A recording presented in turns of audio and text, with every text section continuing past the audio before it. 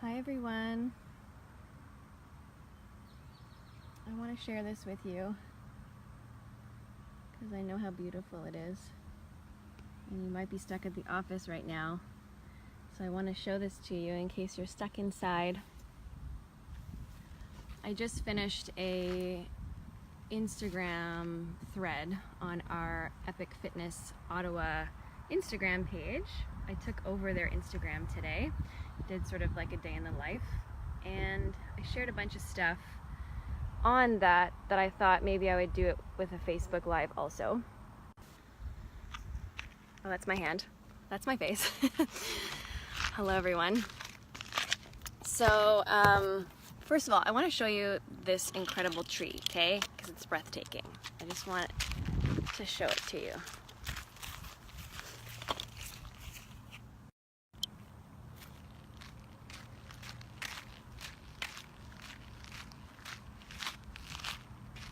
Look how it just like stands by itself. It's like almost a perfect, round, beautiful thing.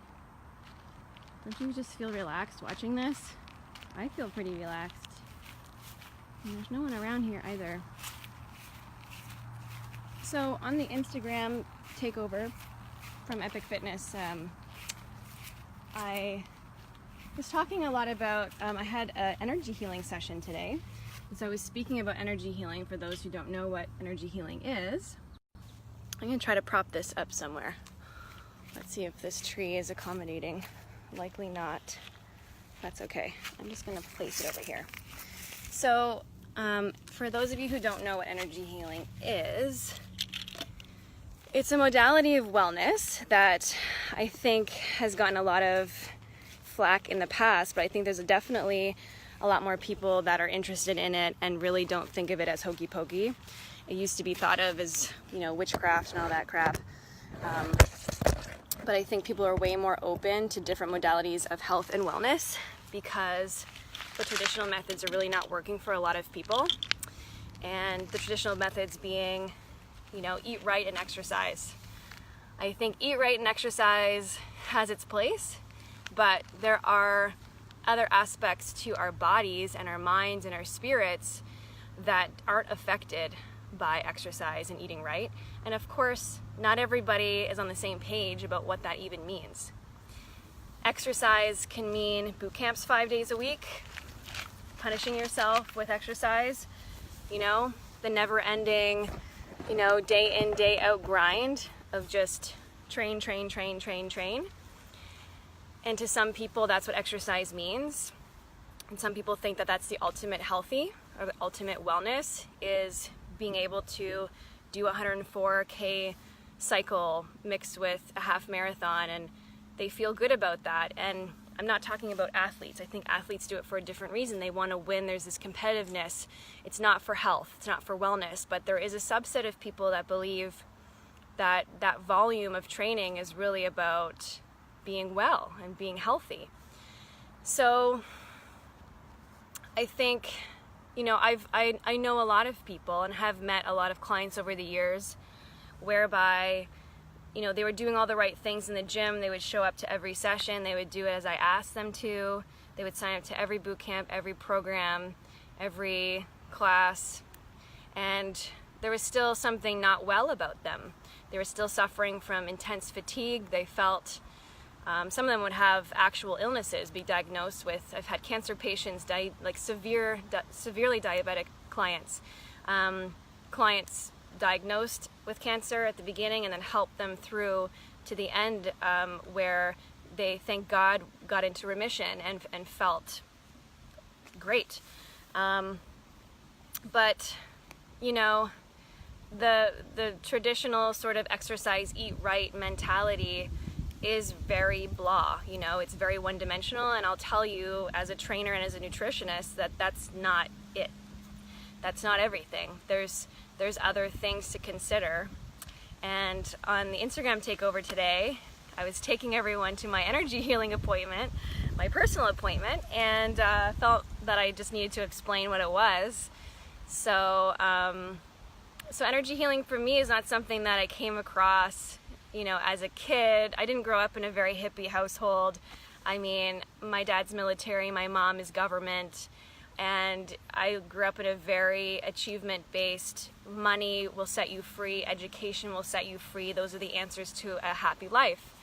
And, you know, we did not go camping, we didn't have a cottage, there was no outdoors stuff, but thankfully I'm very happy about this now looking back. But my dad was very much involved in the Roman Catholic Church, so I was an altar server and I was in the choir.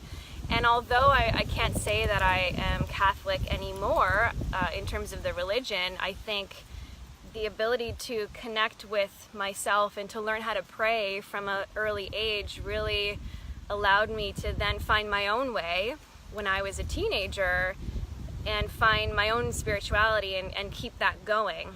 And that combined with my intense curiosity as a professional to help my clients, because what I kept finding was that I was always getting into a roadblock with them.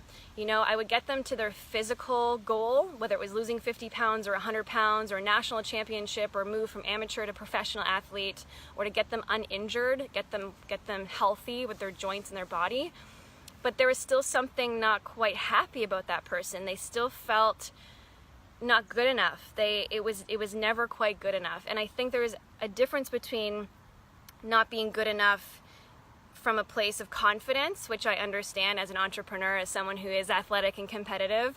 I always feel not good enough, but it doesn't affect my self-esteem. That's the difference. When it affects your self-esteem, when you think you're not good enough as a human, as deep inside not good enough, that is an intense sadness. And so I think, you know, I think that's what I was always searching for as a professional, and also as a human being wanting to live the best life possible here on earth, since I've got the time to do it, was to really dive into what's the thing. What am I teaching? If I'm teaching exercise and getting them to their physical goal, and that's not really making them well, you know, healthy and warding off illness, and giving them the proper mindset to be able to handle life, no matter what life throws at them, because guess what? Life's gonna throw some shit your way. I just felt like it was boring. So my journey led me into then holistic nutrition. So just to back up, I've been in the personal training industry for over 15 years. I started as a personal trainer at 18 years old, when it was not cool, when it was not on social media, when there was no sport bra accounts or glutes popping out or any of that stuff. I mean, you wouldn't be caught dead doing that stuff online then. I mean, there was a subset of people who were in physique competitions and all that stuff. That's entirely different. But as a trainer, you know, we didn't have a social media following or any kind of there. I mean, not until 2007. I remember jumping on Facebook for the first time then, but I was already a trainer for a number of years before that. But it was still not a way to get clients. It was more about your friends and family. It wasn't about, you know, your message as a practitioner, as a professional. As a professional, you were trying to hide away from your clients because it was supposed to be only family, and it's really changed, obviously, over the years. But, you know, so I started my career at 18 years old, really from the professional movement space, because I was a competitive figure skater my whole life, and so I was an athlete. I took psychology in university, and that really, you know, I had an act for really getting into people's motivations and what they really wanted, and I was really good at helping people bust through excuses about why they couldn't do something, or their mental blocks to reasons why, you know, on a self-esteem standpoint, why they weren't good enough, or why they couldn't get what they wanted, or simply if they had a hard time showing up to the gym. And then, you know, what I found, like I said, I would help them achieve their physical goals, but they still weren't happy. And that got to me, you know, as a professional, because I felt like, okay, I'm supposed to be making them well and helping them get healthy, but I'm not. So then I moved into, I was introduced to a book that was called How to Eat, Move, and Be Healthy. And I read that in, I want to say, like 2003 or something. That book is still relevant today. You need to read it if you haven't read it. Order it off Amazon. It's incredible. And that book was all about things that you had never heard before from a movement coach, which was, what does your poop look like? And how are your bowel movements?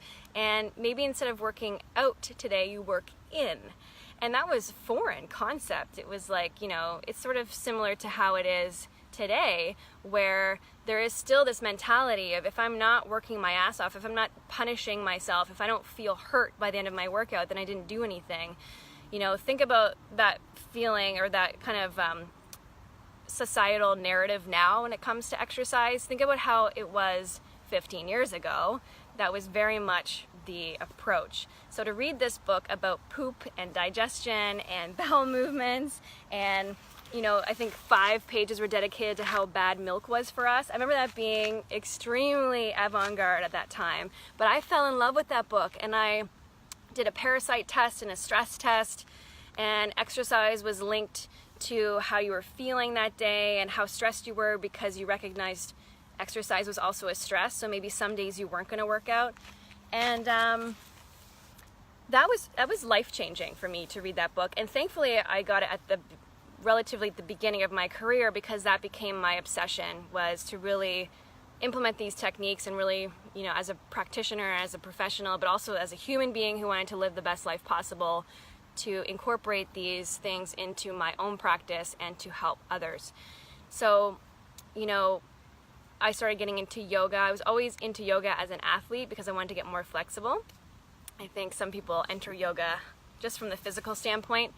I took a teacher training course for yin, and I fell in love with yin being more of a joint, connective tissue, strengthener, and really helping people with their joints, but then also this meditative aspect to yin yoga that you don't find in other aspects of yoga, because you don't have time to yourself. You're usually eyes open, moving constantly. So yin became my next obsession, and started incorporating that into my teachings with clients. And then that was in 2008 or 9. Hi, puppy. And so I worked at Good Life for almost 8 years, and I was a personal trainer for the majority of that. I was a manager for 2 years at the end. And for me, like, if I'm speaking to any trainers out there, you know, if you feel different than your colleagues, if you feel like your teachings are more holistic, I remember feeling like I needed to be more, what's the word? I just felt like I needed to be more hardcore. And I'm a pretty hardcore person in terms of like my attitude on a lot of things, but I was really seeing that there needed to be something more. There's different layers to training and health that as a professional I felt stunted in, because even, you know, you might find this weird being maybe a client or just a regular Joe who's interested in training watching this, but in personal training departments in gyms, especially box gyms, personal trainers feel the competitiveness and the negativity and this push towards being hardcore. And I see this a lot right now with powerlifting. All of a sudden powerlifting has taken off. When it was back in my day, it was physique competitions and bodybuilding competitions. There's this idea that you have no business being a personal trainer unless you can bench a certain amount or unless you can deadlift a certain amount. But what is the actual point of being a personal trainer if you're not teaching people how to be well? Is that not what we're after at the end of the day?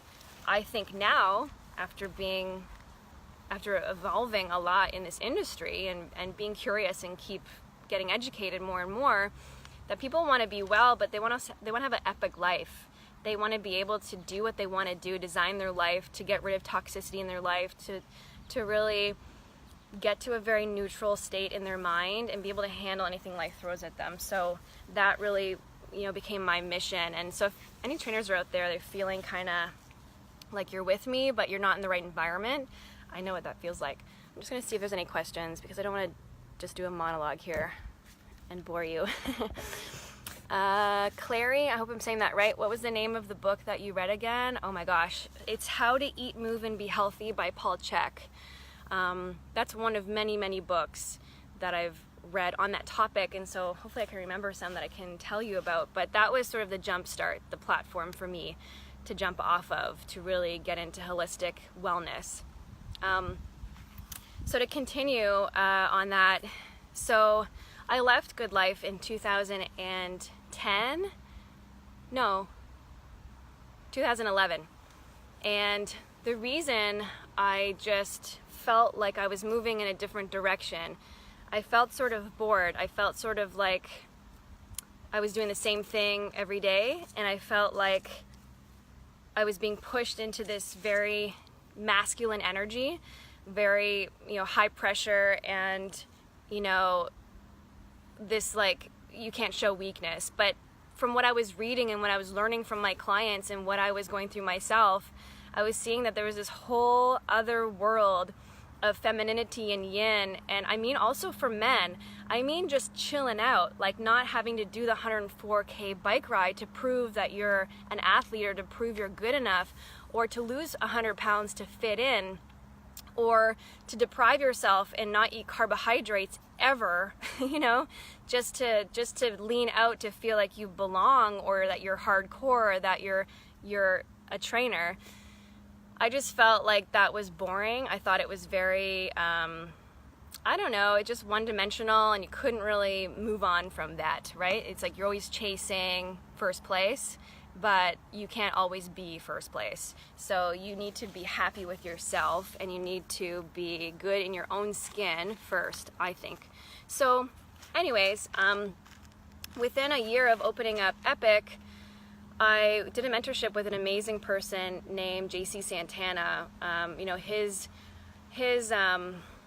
His teachings on functional training, I'd seen him at a couple of CanFit Pro conferences over the years, but he was selling a bunch of equipment in Boca Raton, Florida, and I just called him up. He posted his phone number on Facebook. Back then, we sort of did that. Didn't feel bad about it. And I called him. He was on his motorcycle, and I said, hey, I saw that you had some equipment for sale. I'm opening up a gym. I would love to chat. And not only that, but I would love to spend some time with you. I want to do every certification you have. I think it's a great opportunity to spend some time. So I went down there, and functional training changed my life, because it was the beautiful combination of bodybuilding and traditional lifts with athleticism and mobility and stretching, and even yoga type movements. And for me, that was like, woo, that was the answer. It was what I was looking for, because nobody did their mobility work at home. Nobody stretched at home. The homework stretch never happened. How could you incorporate mobility and movement into training? How could we make it so that it was more well-rounded, not just hardcore, let's make you puke?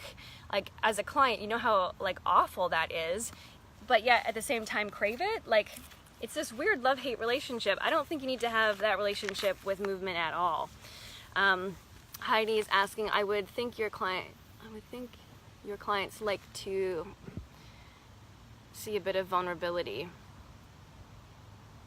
I'm not sure what you mean, Heidi, if that's a statement or a question, but I'm not sure. Anyways, vulnerability, yeah, I mean, being a well-rounded person, being like all the things that it means to be human, I think is important just in general, because, I mean, I don't care what you're doing in life. If you're a general commanding a team of soldiers or into war, or if you are a leader at work, or if you're a parent of 4 kids, if you're vulnerable as a leader, if you say, hey, today we're going to tone it down a little bit because I see that you're on edge and I just want to bring you down. I'm not going to just hammer you and pretend everything's okay and actually not ask you how you're doing. You're not giving that person the permission to be human and to be whole, which means you're not getting the truth ever from that person, which means you can't relate, which means you're actually not making a connection, which means you're never growing. So, yeah, I think the vulnerability is key. So, yeah, functional training. Changed my life, opened up Epic Fitness. It wasn't Epic Fitness and Lifestyle at the time, it was just Epic Fitness. And it was still a pretty hardcore gym in the sense that we trained pro athletes and national ranked athletes, and I did a lot of nutrition and more holistic work, but we still were appealing more to the athletic space. And then a year after that, we rebranded entirely, or a year after that, so I think it was a year and a half, 2 years after that. I went back to school for holistic nutrition because I wanted to dive deeper into holistic nutrition and you know, farming and agriculture and really understanding North Americans, our way of farming and food, processed this, processed that. I read a really good book called The End of Overeating, which talked a lot about how big food companies, you know, are making us addicted to foods that, like, why are we addicted to Tim Hortons? Why are we addicted to McDonald's? What is it? These are North American anomalies. They're, you know, we've made food into Frankenstein, you know, stuff that is really not natural, but it's working against us. For me, I always found it astounding how scientists and psychologists were working against humans for profit. It's always crazy to me to think that, like, in every other world, like in the animal kingdom, you know, at least they're going after a different animal of a different kind. As humans, we go after ourselves. It seems effed up, you know? So to have these psychologists and scientists working to create the perfect concoction of fat, sodium to carbohydrate ratio that they know and test. They spend millions of dollars to test to see what will increase addiction to get people back, and they don't care about the health consequences. To think that people are working on that every single day for profit is crazy to me. Not only feels evil, I bet you those people are pretty sick, but you know, that's the state of our society. So when I dove into that and really understood that, I really started getting a lot more compassion from my clients who were dealing with weight loss or weight gain issues, or people who wanted to lose weight. I started making sure they removed the self deprecation from their weight. So I really started seeing, oh my God, it's not their fault. And I know that sounds like I'm letting them off the hook, but in fact I'm not. I'm just adding perspective of, you know, I don't care if you have 100 pounds on you or that your cravings are out of control. If you're eating a dozen cookies in the middle of the night, it's probably not you. Like, obviously there's some willpower, you know, I'm going to give that 20%, but there's an addiction going on there. That food company has concocted the perfect cookie in the perfect ratio, and maybe you're insulin sensitive, and maybe you're going through an emotional time, but there's a spiral hormonally that's enabling you to be addicted to many food products, but mostly that fat, carbohydrate to sodium concoction. When I started telling clients who were overweight, who wanted to lose weight, and they kept blaming themselves, I would shove that book to them. I would say, you need to read this book, not that one, The End of Overeating, and learn about agriculture in this society, and learn about what food scientists are doing to get you addicted to this stuff. You need to get angry about this because they're taking advantage of you, and we need to clean up your palate, and we need to clean up your hormones, and we need to clean your body up biochemically to be able to get to a place where you feel like you can make a decision. Isn't it the case though? Like, when you feel overwhelmed with cravings and you feel overweight and you feel like out of control, it's that place where you feel out of control. You don't feel like it's you. You feel like it's something else driving you to have those habits, to pick up the muffin on the way to work, to be able to ask for a double-double when you don't even want it. How many times are you eating a Danish or a croissant and you're like, I don't even want this? And that was happening to my clients a lot. I was able to decouple the self-esteem issues from, hey, this is just neutral, it's just happening. We need to actually be very scientific about it, and to be able to peel you away from this cycle you're in, and to not feel bad about it. It's not about you. And that seemed to work really well for a lot of clients, and really kind of got them to perk up and be like, oh, I've been feeling like shit for the past 20 years and blaming myself, but hey, maybe things were against me. Maybe, you know, these big corporate giants who are feeding me danishes, maybe they just don't care about me. Maybe they care about the almighty dollar, which I agreed. Got a question here. I can't see it. Nasib? I'm sorry if I'm saying your name wrong. Today in the news, raccoons in Toronto are getting diabetes because of people's addiction to junk food. Funny and sad. Yeah, insane. Well, that's the thing, right? you know? Animals are driven by instinct, and they're driven by, you know, to get a rat addicted to something is pretty easy. Like, they don't have the internal mental structures we have. They don't feel bad about themselves. They don't have emotions. They don't think what if. They don't think in the past. They don't think in the future. They're in the now. So if those raccoons or those rats are getting obese because they're eating the food that we are eating, even the food that we think is health food, I laugh all the time, because what people think are healthy, what we've been told through commercials and very clever marketing, makes people fat and unhappy and not strong and really tight in their bodies, that they just don't move, you know, well, and it makes them depressed and have a lot of anxiety. And you know, I think as humans we always blame ourselves. Isn't that the way it is? It's like we always blame ourselves. We think we're not good enough or it's our fault, but I don't believe that anymore. I know when to believe that. Not everyone gets off the hook with that, but I think there's a big majority that I can say, you know, doesn't deserve those feelings. Okay, so to kind of get back to, I'm giving you a rundown for those of you who are just joining me.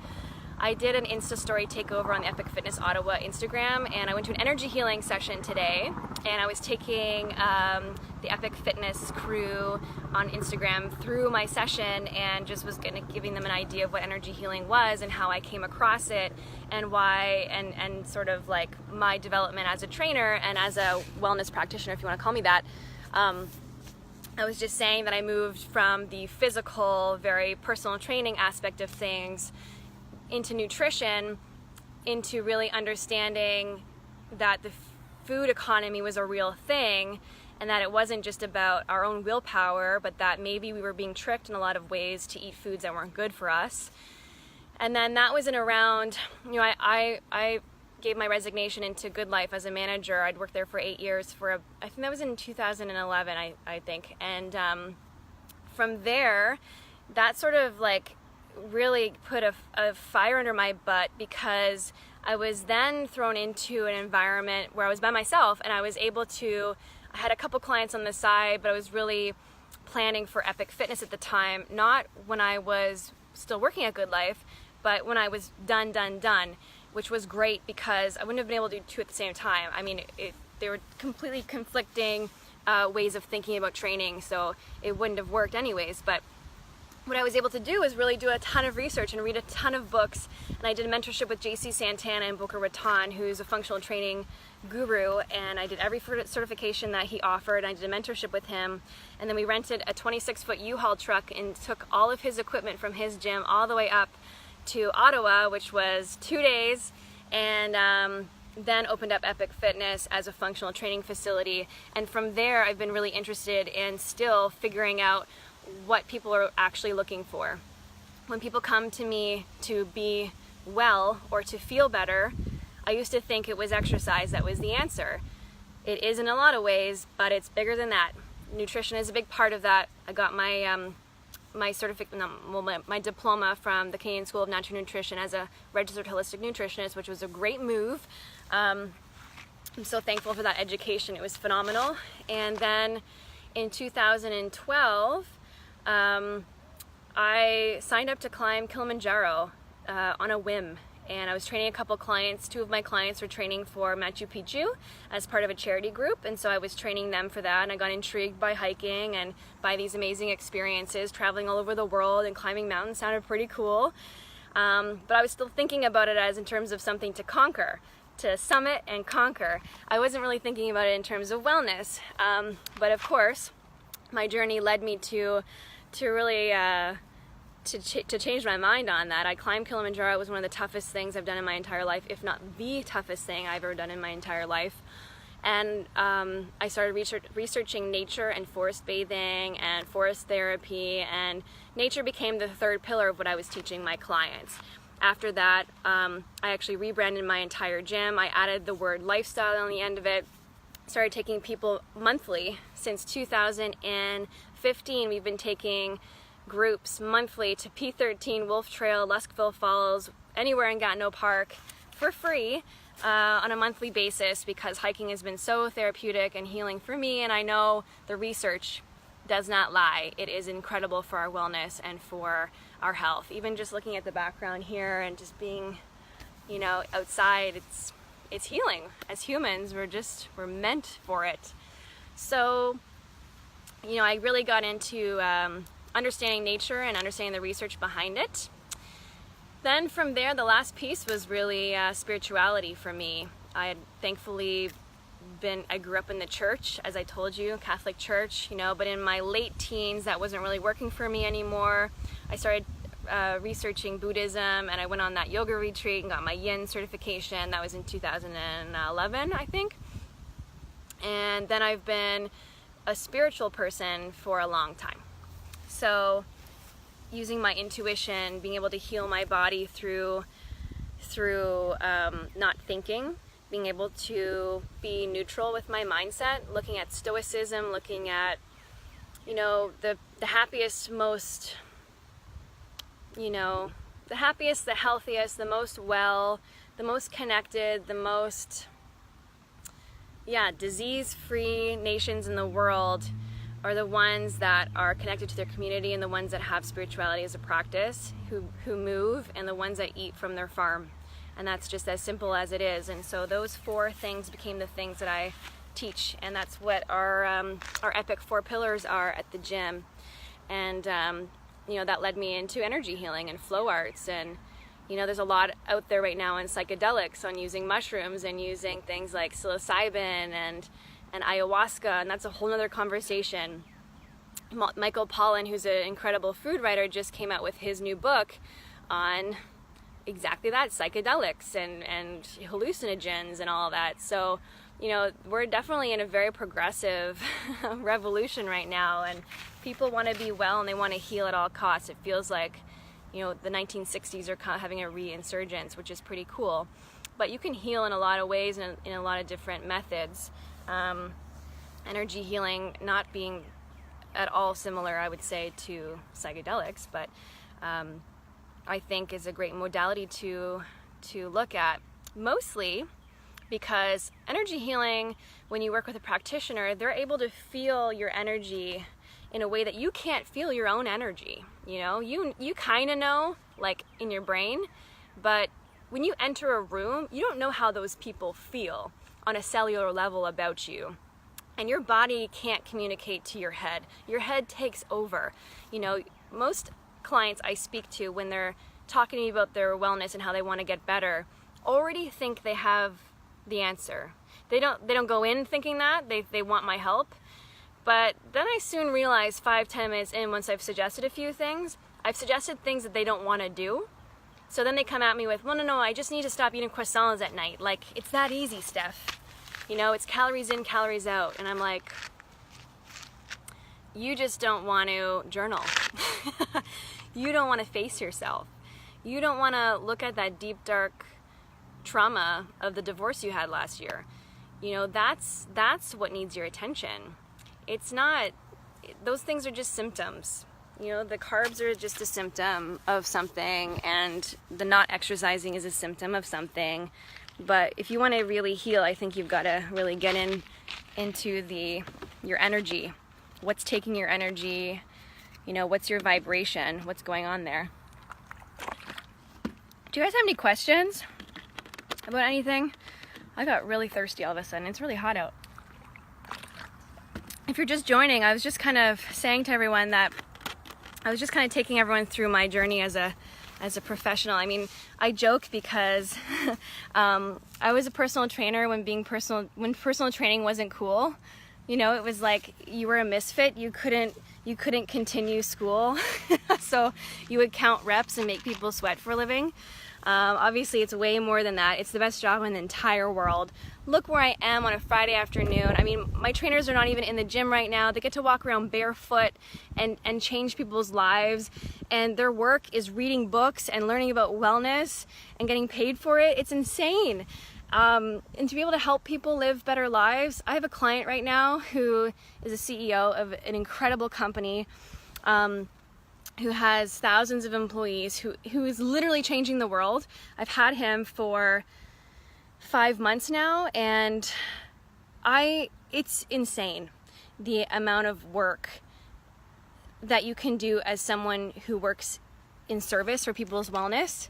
I've seen him completely transform, and he's a high performer. I mean, this guy, you know, didn't even so much as, I don't think, ever exercise, did some sports here and there, but never really focused on his health until now. And he's 12 years into his company, and it's going quite well. Very well. But I started thinking to myself when I had him, when I first got him, I was like, holy F.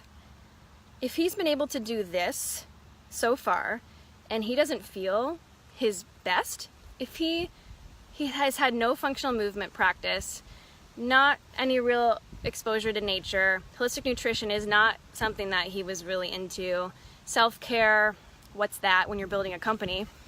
Holy shit, it got me so excited about what we were able to accomplish, and here we sit 6 months later, and that's happening.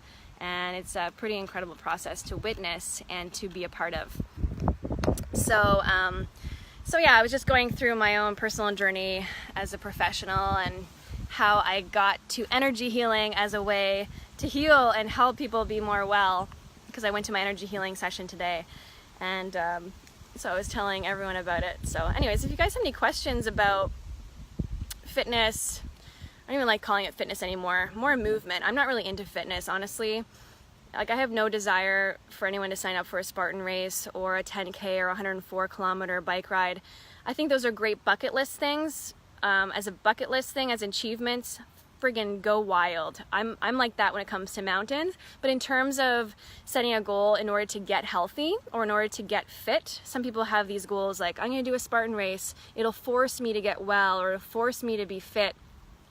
I don't agree with that, guys, because that event's going to be done, and then what? It's a lifestyle. I think, you know, having daily movement practices every single day is a better approach, and being able to replicate lifestyle habits every single day in terms of nutrition and nature and self-care, that's your best bet. That's how you're going to get well, because that's going to be like compound interest. If you invest that little bit every single day, even on the days you feel like shit, even the days when it was shit, maybe you couldn't move, maybe, you know, it was less time than you normally have, it's going to add up instead of just doing these spurts.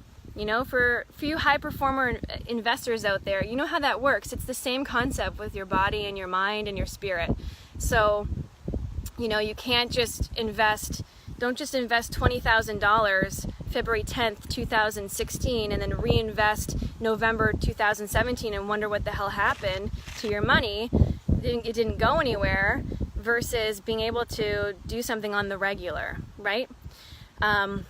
So, you know, my mission now, having evolved in this industry for 15 years, is to create and develop epic daily health practices that help extraordinary people who are changing the world change the world. And that's why I work with the clientele I work with, and why I'm obsessed with trying to figure out what the answers are with health and wellness. And I would say in the past year, I feel like I've really figured it out. And we created a test around it called the Epic Life Formula Test, which is just monitoring and making sure that you're getting 4 hours of nature in a week, 4 cups of healthy fats, fiber, and greens for nutrition, 4 hours of functional movement a week, and 40 minutes of self-care a day. That formula is foolproof. You don't need to measure anything else. Stop measuring calories, stop measuring how many kilometers you've run. If you just measure those 4 things, it will change your life. You're gonna feel healthy and happy, and things are gonna start to shift. You're gonna get stronger, you're gonna feel better. And if you can hit that target, 52 is your magic number. You add all those numbers up together, and things start to change. I see there's a question here. Oh, hi, Tuan. Hi, Agnieszka. I hope I'm saying your name right. I've been practicing. Tuan, how much impact at one's emotional well-being to being fit or healthier? I would say emotional fitness. You know, what's funny about that is when I was taking everyone through my own personal journey in terms of professional development. I started as a trainer, moved to holistic nutrition. The reason I kept moving to the next thing was because it wasn't enough. I would get my clients moving and they still weren't happy. I would get them to be better with their food, and there was still something else that was missing in terms of their health. And then I moved into nature and spirituality, and that was great, but there was still something missing. And then I went to self-care, and part of self-care and part of nature was actually, I would give a lot of books to my clients on emotional well-being and mindset. That's when I went into Stoicism. I started researching that. There's so many amazing books. Also, like spiritual anatomy. Caroline Mays has an amazing book called Anatomy of the Spirit that I highly recommend. That is a life-changing book. A book that I'm obsessed with giving out a lot right now to people is The Wisdom of No Escape. That's by Pema Chodron, and she is, I think, the first American Buddhist monk, and she wrote that book, and that's all about emotional well-being. It's all about being neutral and also being able to take the story out of our experiences. That has been huge for health and wellness, even for my clients. I learn a lot about people being around them. When a client comes in and wants to bond with me over negativity, or maybe you have a mutual friend and there's some gossip happening, being able as a professional to have done this work myself and to be able to see what's going on and being aware of the client and what's happening, and know that if I participate in what they are wanting me to participate in, I am not increasing their wellness. I'm encouraging them and enabling them to keep on with this negativity, which is not going to make them well. And a lot of it is to cover up vulnerability. A lot of it is to cover up the real stuff. And I'm okay going there, and I want to go there. So with those clients that kind of have this negativity or want to talk about a mutual friend who's done something to them or something, I try to spin it, and I try to always be neutral, because that's the thing. Everything is neutral. Every experience in our life, and that's hard for a lot of people to really get. Every experience in life, negative or positive, is just neutral. We attach a label to it. We say we had a good day yesterday, a bad day the day before, or that, we're happy or sad. Like, we label that. The truth is really that it just is. And, some people believe in like positivity practice, like being grateful for like 4 things a day, or asking the question, what was your favorite part? I think in doing so, we are enabling that behavior within our minds. We're enabling the idea that there is a good or bad, or that's a favorite and not favorite. I don't think you have to do a gratitude practice if you're practicing wellness, because you're just grateful for things as they occur. I had a trainer once who was really into this, and I think she thought she was, helping me, or, I don't know what, but bonding with me in some way, and she would just like, come up to me and say, what's your favorite part of today? And I would say, this moment. And she goes, no, there's got to be a favorite moment. I said, my favorite thing is the moment I'm in.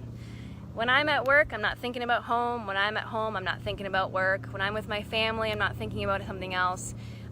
Being present and being in the moment and being emotionally aware of your actions and behaviors and who you are, and those triggers that come up, being aware of that, if someone's annoying you or irritating you, or if you're reacting, those are all important things, and that's what participates in being emotionally well. And Tuan, to answer your question, that's why it's sort of the last thing I came to, because I think that is the secret. I think when you look at indigenous populations in blue zone areas around the world where there's the healthiest people on earth, a lot of it is emotional wellness, a lot of it is mindset, a lot of it is perspective. Those people really dismiss a lot of the things, like nothing's a big deal to them. And if you look at their body composition, not all of them are physically fit. Not all of them are,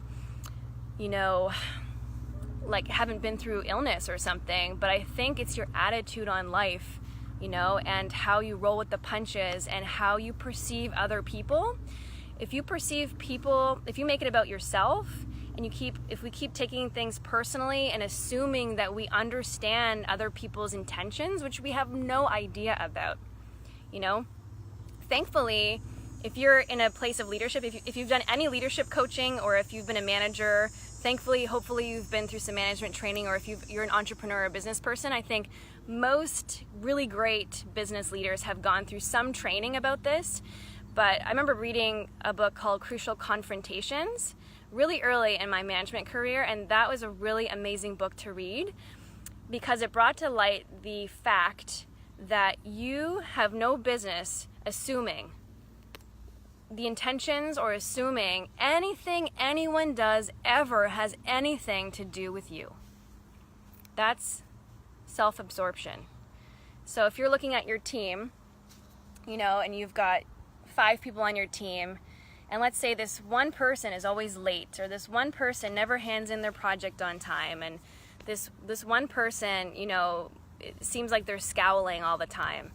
It's very easy to think it's about you. It's very easy to think, oh, that person doesn't respect me, or that person, is trying to, pull a fast one or take advantage, or they don't value the job, or they're lazy, or we're internalizing it as if it has something to do with us.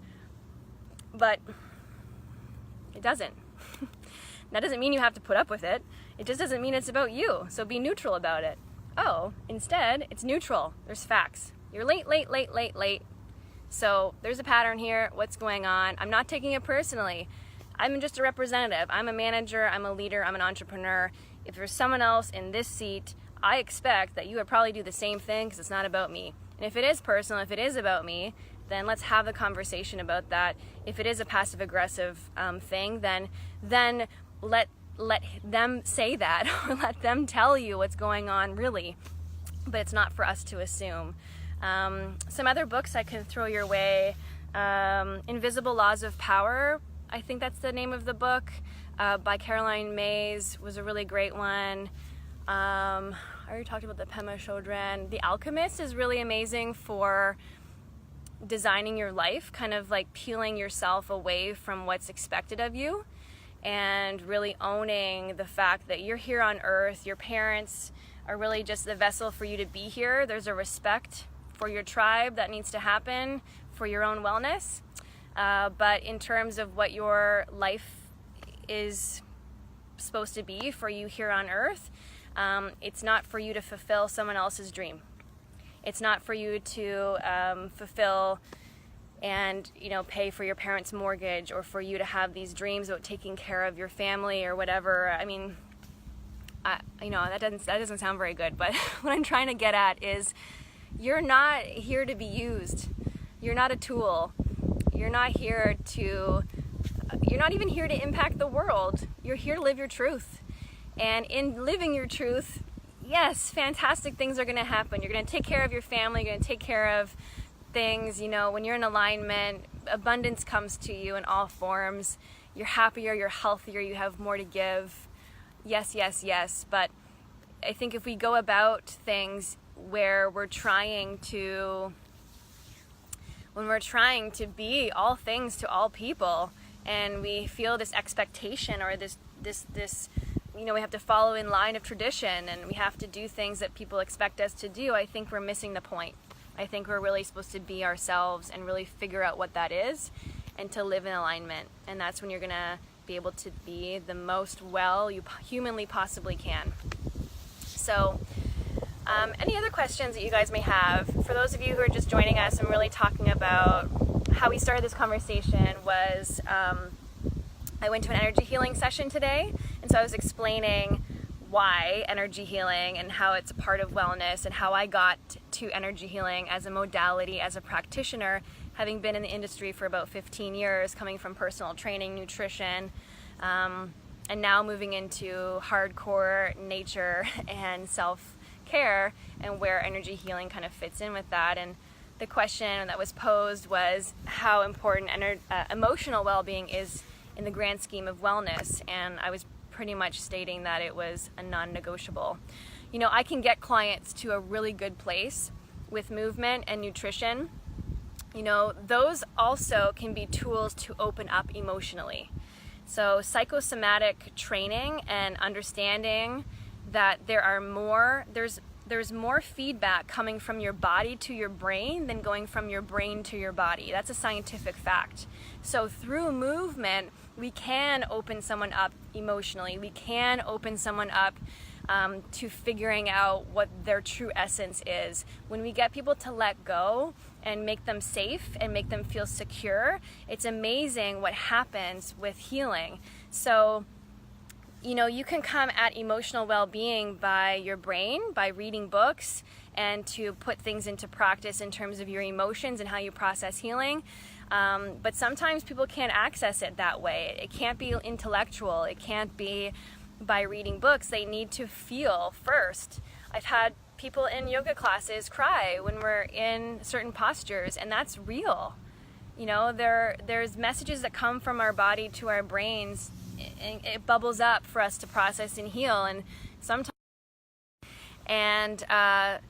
sometimes it comes through nutrition. There's a lot of, you know, you've heard of emotional eating before. Well, how can we identify and be aware of our emotions when we keep repressing them? When we keep, you know, giving into the cravings, or we keep eating really crappy food that is really not giving us life. We're suppressing the emotions. So what you find when you detox, or when you say to yourself, okay, I'm gonna go on a carb detox for 3 days, I'm only gonna eat fresh veggies and fresh fruit and fresh meat that's organic, and only eat organic, and I'm going to only eat small portions. There's an emotional charge that comes up, and whatever you're holding onto, you end up releasing. So, you know, emotional well-being can come from the place of emotions, like Googling emotional health and doing, you know, 5 steps or whatever, journaling or being aware, but it can also come from movement and nutrition, and nature has been a huge one for that too, processing emotions and healing. Rick, my son of 32 climbed, now doing Pacific Crest Trail for 5 months, quite challenging. So your son has done 32 climbs, world summits, and now is doing the Pacific Crest Trail for 5 months. That is incredible. That is awesome. Yeah, I think, my goal is to do 10 summits. That's my first goal. Climbing for me, I love hitting a summit. There's a lot of mountains out there, and that don't have summits.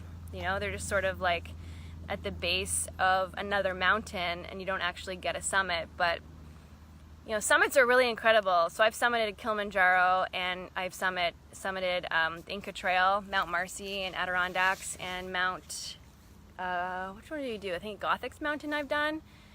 And there is no better feeling than climbing, and you're in forest, you know.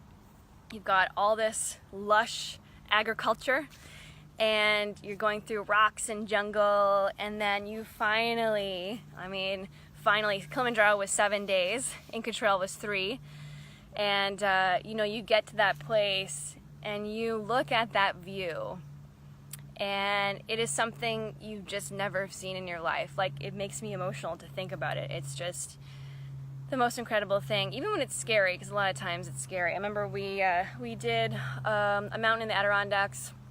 I think it was in February. I went down with my guy, and he's not much of a hiker, and I convinced him by doing a small hike. It was like a 5-hour hike, but there was a summit, and it was like 50-mile winds, and the Adirondacks, it's really windy. If you've ever been there and you've ever summited, like Mount Marcy, I remember doing that one in the summer a few years ago, and like the wind is like literally, and like you're on the top, right? So yeah, like it's kind of scary. You're holding on. You're like, I think I'm gonna blow away. And but even to watch the clouds rolling in, and to have your view unobstructed, just literally nothing in your way, is pretty effing cool. It's stuff where that's life-changing. That's when you realize who you really are inside, which is pretty neat. All right, I've been on here for a long time, and I think my phone's gonna die. So thanks for joining, guys, and just hanging out and chatting. I really appreciate your attention, and I hope maybe you learned something. And if not, you've learned a little bit more about the wellness world and a little bit more about maybe if you've been following me or you know me, I'm sure you've seen an evolution of things I've cared about.